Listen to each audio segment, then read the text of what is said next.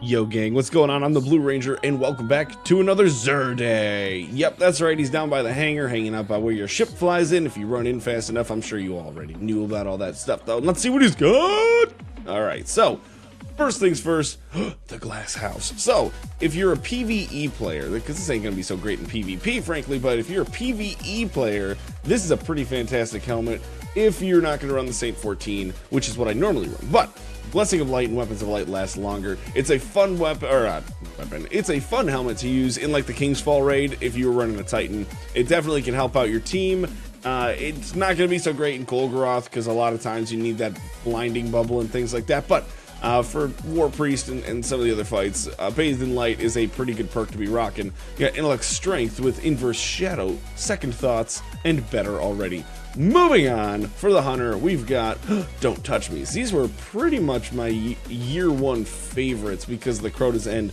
Defensive Reflex, taking damage from a melee attack makes you briefly invisible. This was a lot of fun in Crota's End, especially if you're trying to solo it, which I did for a little while. I got pretty far. I've never actually, couldn't get past that damn hallway. I don't know why, that's where I got stuck. But these are pretty good. We got Discipline, Strength, Switchblade, Impact Induction, Scout Rifle, and Sniper Rifle reloads. So with these though, what makes them great is in things like the Abyss in Crota's End, the second you get touched, you just go invisible. So you can just throw on that Blade Dancer, spec everything to being invisible, and you can just stay hidden forever, and it's great. So those are fun to play with in PvE, but that's about it. Don't go overboard if you're thinking, oh, you can only get one thing. That's probably not what you want to pick up. Now we got the Ram. For you Warlocks out there, this is one of the better exotics. Strength of the Ram, increased armor, all Voidwalker melees trigger lifesteal on hit. A lot of YouTubers will actually go through and when they figure out the TTK of a weapon, time to kill, what they will actually do is they'll say this weapon kills in 0.9 seconds, but against the Ram it's 1.1 or whatever it is. You know, they'll figure it out standard and then against the Ram because the Ram actually adds that much damage resistance to your build, which is pretty impressive. So if you're a PvP player and even a PvE player, grab the Ram if you don't have one yet. They're a fantastic, it's a fantastic item to have. You got Discipline, Strength with Inverse Shadow, Heavy Lifting, and Infusion. Now, for the weapon, we have something we haven't seen in quite some time here, and that would be the Red Death. This pulse rifle was an absolute monster in year one, and then in the beginning of year two, before they did all the buffing and everything, it was still a pretty good pulse rifle during the pulse rifle meta.